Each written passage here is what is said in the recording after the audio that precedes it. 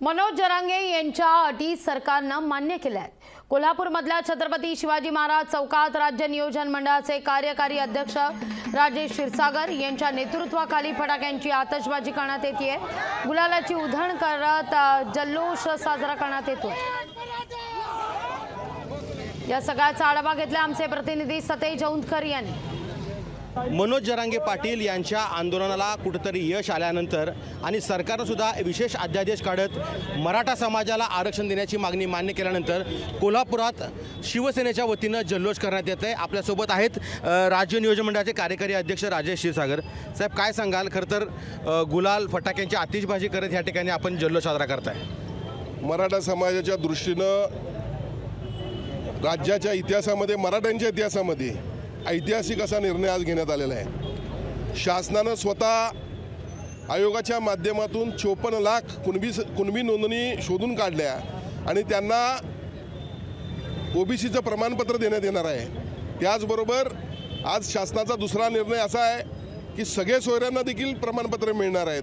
त्याचबरोबर या आंदोलनामध्ये ज्या मराठा समाजाच्या आंदोलकांच्यावर गुन्हे दाखल झाले होते ते गुन्हे या ठिकाणी रद्द करणार आहेत।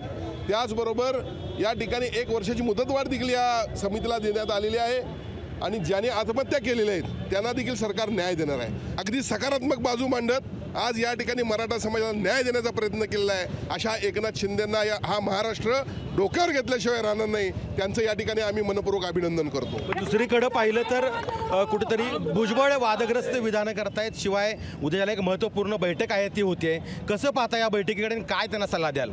एक लक्षात घ्या, राज्य शासनानं सन्माननीय मुख्यमंत्री एकनाथ शिंदे यांच्या प्रमुख नेतृत्वाखाली हा जो निर्णय घेतलेला आहे तो इतर कोणत्याही समाजाला धक्का न लावता मराठा समाजाला या ठिकाणी आरक्षण देण्याचा निर्णय शासन घेणार आहे।